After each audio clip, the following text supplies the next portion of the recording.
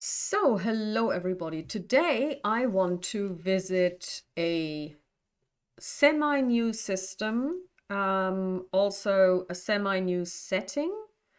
It's called Through Sunken Lands and Other Adventures. Now, those of you who have been following my channel may remember that a couple of years ago I did a review of Beyond the Wall and Other Adventures. Why am I bringing in Beyond the Wall?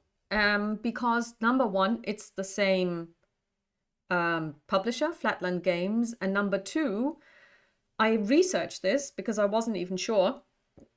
Beyond the Wall has been around for over 12 years. I could find a publishing date of 2013 for the first edition, so that's a very long time. And in 2020, the company released a sister game. I don't want to call it a spiritual successor because it does not succeed Beyond the Wall, but it is actually a side publication and it serves, or I would say it caters to a different audience and also to a different, I would say, player base when it comes to the flavor of the game. With regard to the mechanics, Beyond the Wall and Other Adventures is an OSR game, which is very reminiscent of AD&D, I want to say second edition, in the way certain mechanics work. You have, for example, saves against spells, against magic items, against polymorph and breath weapons. So very different from, let's say a reflex save or a dexterity save, but you have saves against particular mechanics in game. It's also got an interesting mechanic, or well, maybe a problematic mechanic for some people, that you sometimes have to roll over and sometimes you have to roll under a certain value. And it is very simple in that it doesn't really have any pre-scripted skills. So basically you don't get a character sheet with lots of skills on it, and you just, like, for example, in DSA I counted it was over 50 skills, which is totally ridiculous. And I want to say that D&D 5th edition comes in at about 20, and basic role playing, which is the basis for Cthulhu but also RuneQuest, comes in, I want to say, at easily 40 skills. So there are no skills on your character sheet, but you can get them over the course of your experience and campaign, because you happen to encounter things, solve situations, etc. So you can develop skills. So a very different approach from, let's say, the games that I have just mentioned. Now, we've been playing Beyond the Wall in the same world and in the same land with the same characters for 4 years. The first episode was streamed in February 2021. It was the one where we created our characters and where we created the village. Now, for those of you who don't know, Beyond the Wall is a game that has the vibe of, and they say it themselves, Ursula Le Guin, Tolkien, and you play children that are basically the heroes of their village. And it's a very small world because usually you just have the village and you just have your adventures around this. And it could be very easily played with kids. And we've been playing this campaign for 4 years. So we're coming up to our 50th session. And probably that will be the penultimate one. And then the campaign will have its grand finale. So we've been playing 50 episodes for over the course of 4 years, which is a very, very long time. And it's been a very fulfilling time as well, and very enjoyable. So a lot of the time, lots of people say, well, Beyond the Wall is for one-shots, and you can totally use it for that because it has threat packs and it has adventure packs that you can use where you can randomize an encounter or even like a one-shot, a two-shot. But it also sports an expansion called Further Afield, which allows for a campaign play, but also expanding the world that your characters inhabit. So it's not centered on the village anymore, but you can actually move further afield. A couple of things that are the same between Beyond the Wall and Through the Sunken Lands are the character sheets, character creation, which I'm going to talk about in a second, and I'm also going to release a separate video where I suggest how you can create characters and give you an overview of how this works. It also has the common creation of the setting and the mechanics. The spells are slightly different. I haven't really done a side-by-side comparison, and a lot of the ideas behind it with regard to flavor and setting are completely different, because whereas Beyond the Wall, as I said, emulates the storytelling of Tolkien and Ursula Le Guin, young adult literature, whereas, I mean, Tolkien isn't young adult, but it's got a similar vibe. Through the Sunken Lands, or Through Sunken Lands, is actually a sword and sorcery game. So you have a little bit of a world that's explained, the Sunken Lands and Gerard the city, and it also explains how sword and sorcery really works, what are the hallmarks of this particular fantasy type. So basically the world is young and old at the same time. Young because we're not talking about high fantasy medieval societies, but we're talking about classical societies, so ancient Greek society, ancient Macedonian societies, so that would be Alexander the Great, so more like Bronze Age, Iron Age, and the way society was set up there, and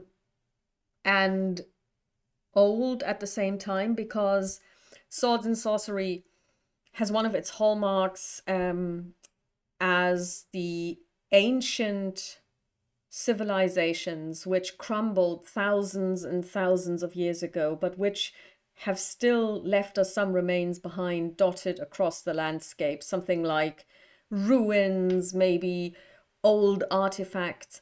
But it is a world where magic is frowned upon, where it's not necessarily common at all, and where it is extremely dangerous. So things like, oh, I'm just going to cast a light cantrip. Yes, there are cantrips in Through Sunken Lands, and you can cast them, but they are actually the most volatile version of magic in this game, and can go terribly wrong. They're also not very effectual. They don't really do much. But they're the most casual casting types that you can have, but they're also the most volatile. And in keeping with this theme, the idea is that the characters start at second level, so they don't start at first level like they would in Beyond the Wall.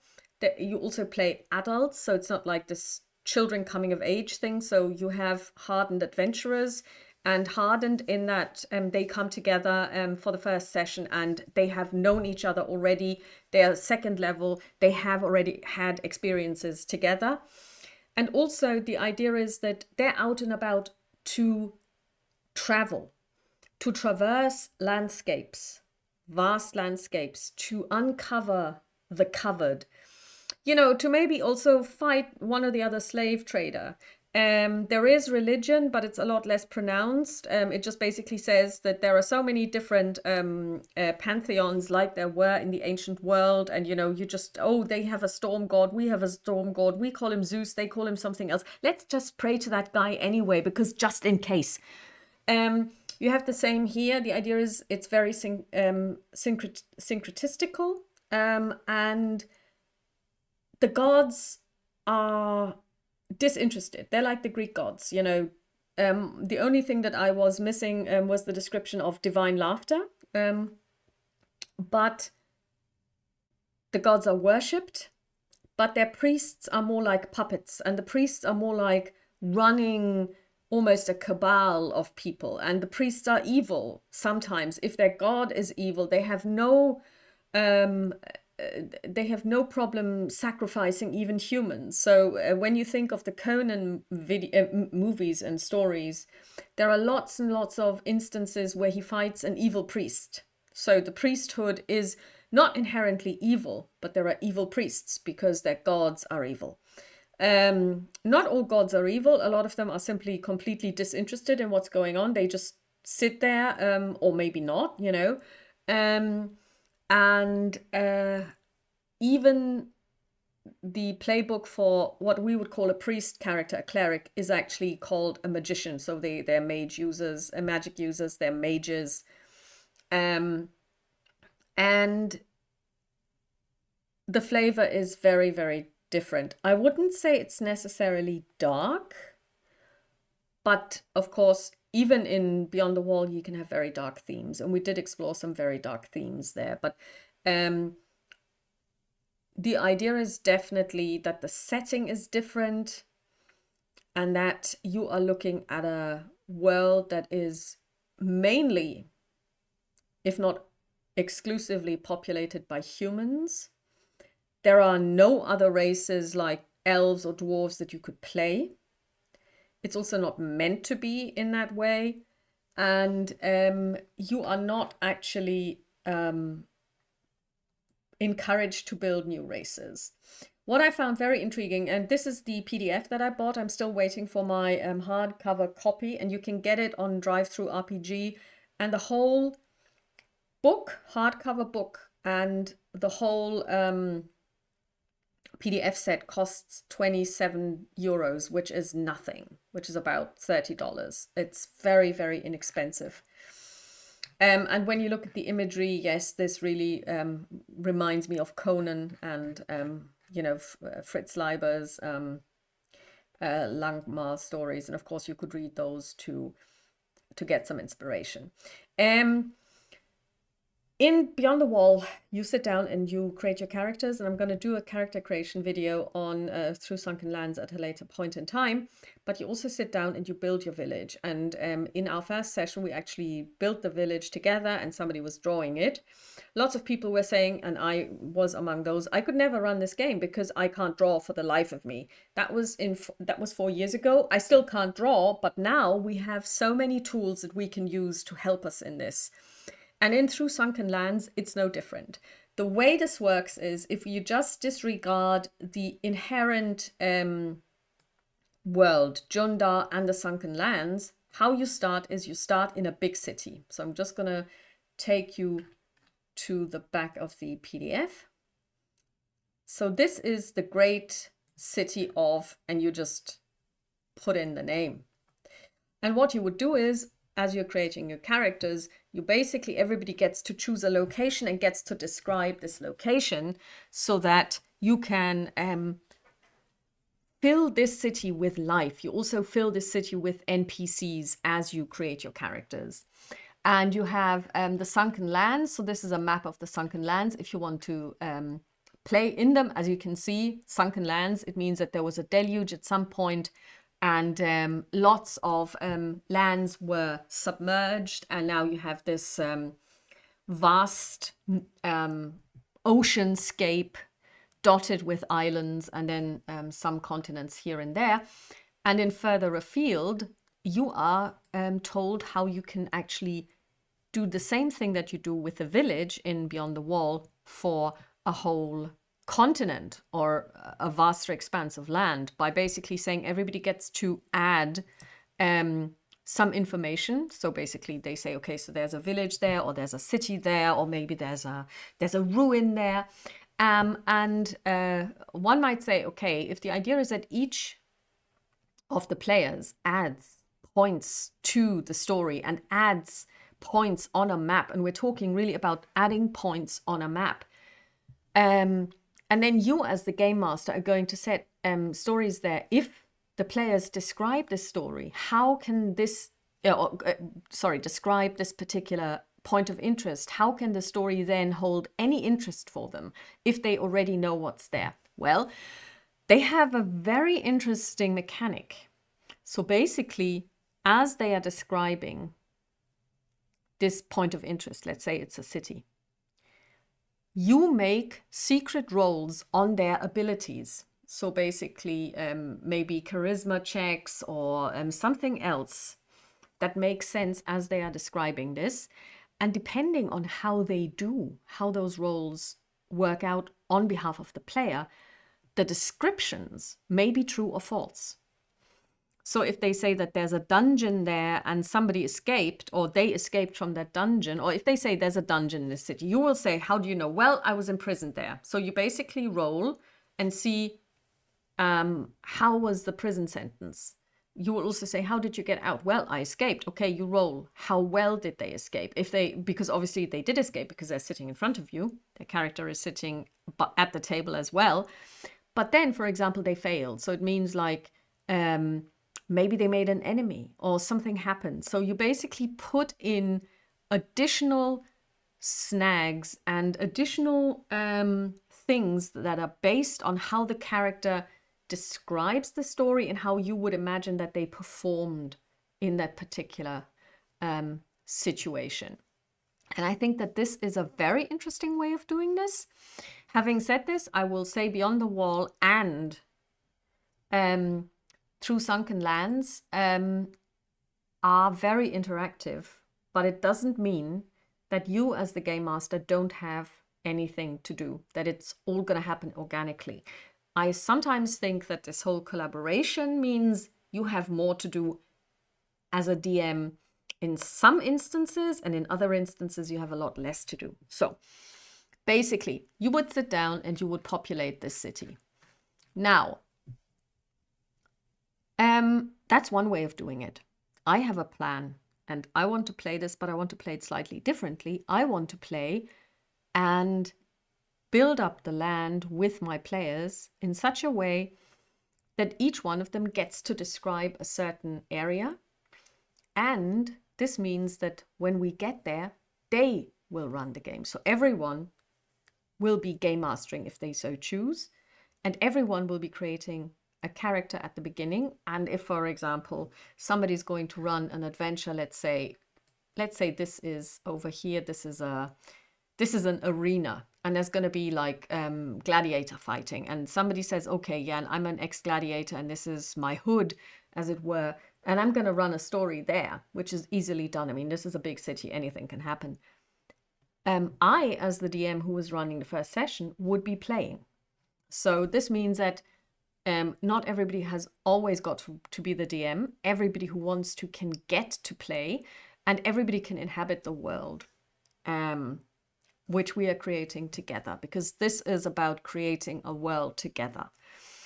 And if you say, okay, but how am I going to do this if I don't want to use this city? Well, fear not, because as I said, you don't need any drawing skills these days to make a really good map.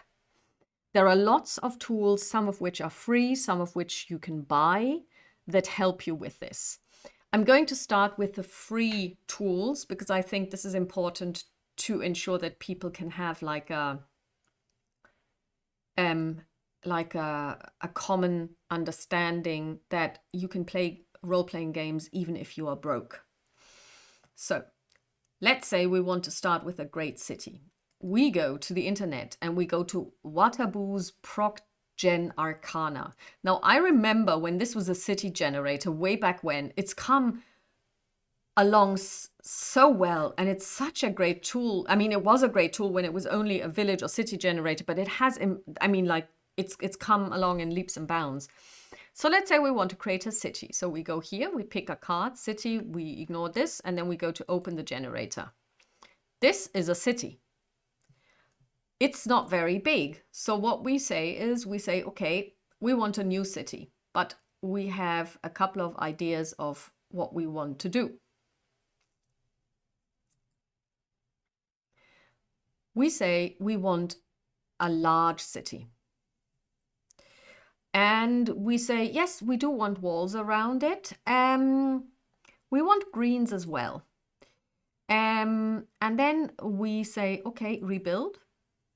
And with regard to roads, we will just leave it as is. So we say, yeah, I'm still not happy. I want this. Okay, this is what I'm talking about, baby. Okay, so this is a really great city. So now we say, okay, well, maybe we want the colors slightly differently. I want the greens to be a little bit more green.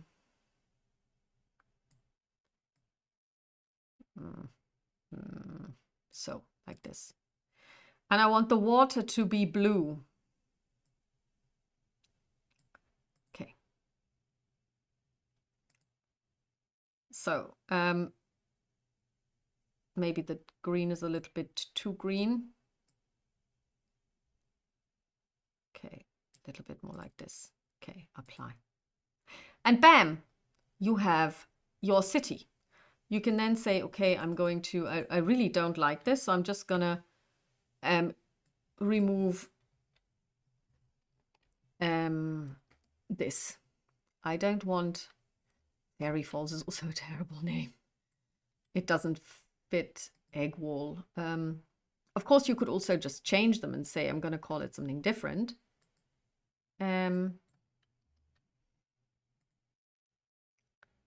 But I don't want to have any names in there because I want my players and us, when we do the first thing, the first session, do it together. So I just remove all of this.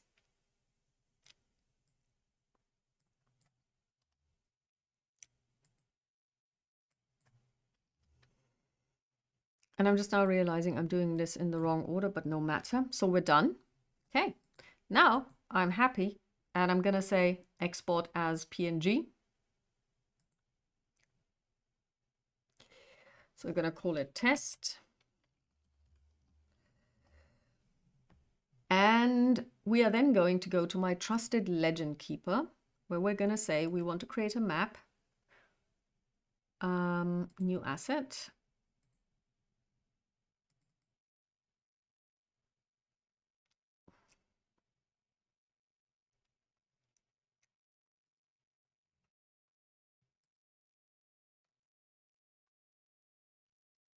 Let's create a new map.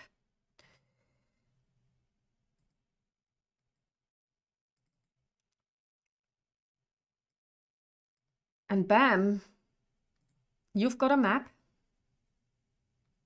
which you can zoom in, and please look at how well it scales. The resolution is super. And then in the first session, you go in and you say, oh, I want to add something over here. So I'm going to create a new element. This is the Temple of Doom. And then you can go around the table and everybody can participate. So that's one easy way of doing this. The other way, which is probably the one that makes more sense, depending on how you want to play, and this is something that I have prepared for you, is you can say, I'm going to start with the realm.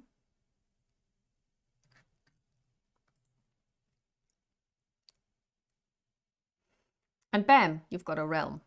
You can say, yes, that makes sense. This is what I want. But let's just say there are too many things here. I want to get rid of this. And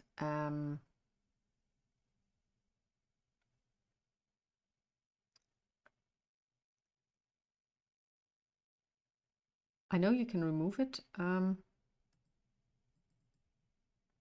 Delete. And I want to delete this.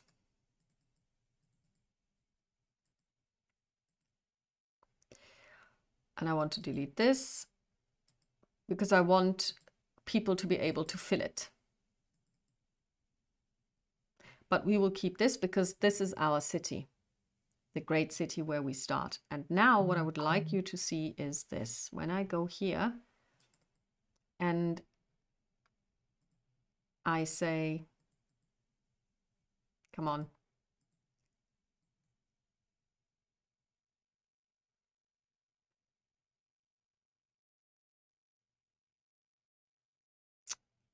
Open an MFCG. It opens it in this city card generator that we saw earlier.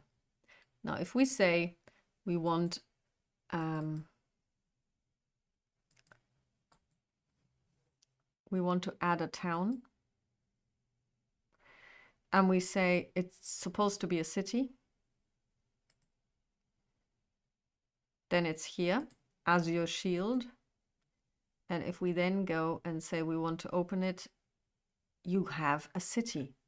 So you can also build it from there. You start with your realm, and then you add the one city, and you can get the city map straight away. You can, of course, now go in and say, I want this to look slightly different.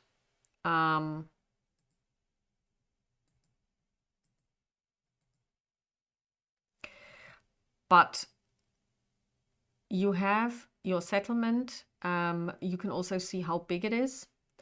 And you can make changes to it and decide, okay, this is 3,199 people. That's kind of okay. You're happy with that. You could also say you want the overworld that it's part of as well, if you like. So you can do plenty of things with this. And this is what I did already. I created the land, as you can see here. And again, you can zoom in. The resolution is fantastic. And you can then say, okay, everybody goes in and chooses one thing that they want to add something to. So a new element. This is Ruins of Despair.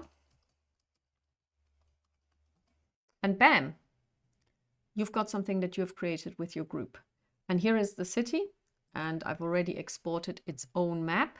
And this is the map that I produced. It actually happened automatically. I didn't have to do anything. It just created this.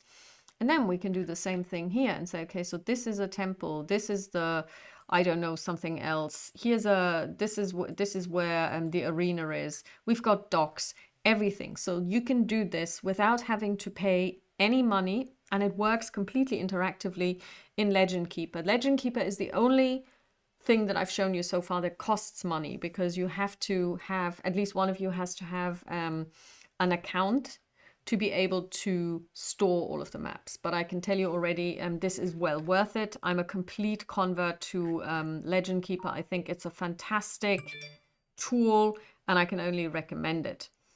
So if you say that you want to spend more money on it, there is also another way in which you could do this live in the session. And this is Wonderdraft. I don't know how much it retails for at the moment. I bought it as a humble bundle in 2020. It's essentially a tool that you can use to make maps. So here we've got a canvas, and we're just going to say create landmass. We don't care. Generate, and we have a continent with some water. We can also say, well, we don't really like it. Let's invert this. So now this is the land, this is the water. So now we have a lot of water, or we can say regenerate. Yeah, maybe keep it like this. Maybe some more. Yeah, I suppose let's just increase the roughness a little more. And now we have like a lot of land and a lot of sea, and we can say, okay, so this is the continent that we want to play in. Then we can say, okay, we also need obviously we need the city. So we're going to go to symbols, and we're going to add a city. Now, basically, you see lots and lots of different symbols here. They don't come with the actual base set. I acquired them over time. But let's just say we're going to go back, and we're going to say we want to see a city. So here we are. Bam. And of course you can scale this. It's a little bit big. Just going to put it over here and delete this one. So now we've got our city. Okay, somebody else says, Oh, I know that there is a mountain range here that divides this, and this mountain range is very famous because it's got a lot of giants. So we're just going to go here. And this would be something where you then say, okay, they place a mountain range. They say that there are giants. You roll. Are there giants or is it maybe something else? You know, and then somebody else says, oh, yeah. And I happen to know that there is a lake here to the north. So we place a lake. And this is how you can also do it. Live in the session, of course. And then you can take this, export it, and then it will become your world. And you can always basically keep this online version of it and add to it over time so that it's in keeping with regard to the symbols that you're using, that it's always the same one. Or if you're happy with it, you can just work and build on it in Legend Keeper. I'm not even sure, but it might be that we could also import these symbols into Legend Keeper and place them there. I think this would work as well to place them. Then it wouldn't be a map though, then it would have to be something else, but you get the idea.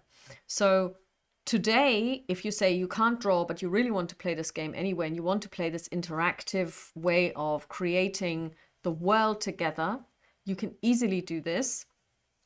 And of course, you can also say, yeah, we're going to build our village together. We're going to, yes, let's say we want to place a village here.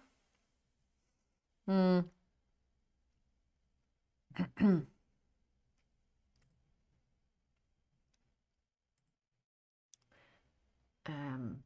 let's say,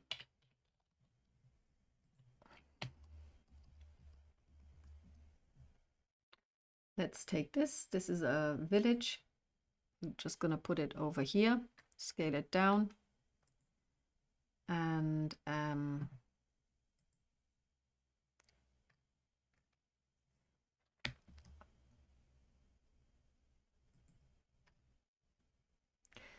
then we're going to zoom in a little.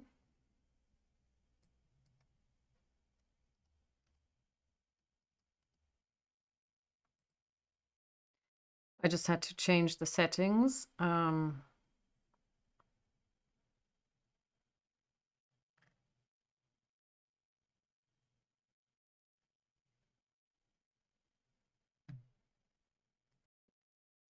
so here you can see the actual village that we just created. And of course, then you can also do other things with it.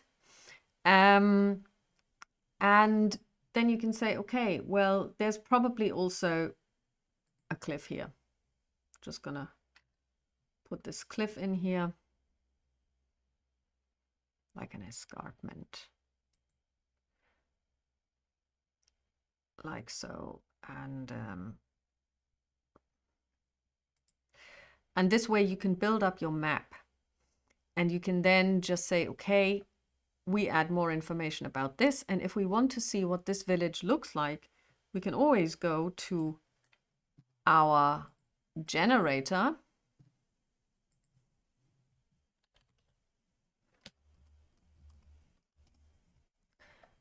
And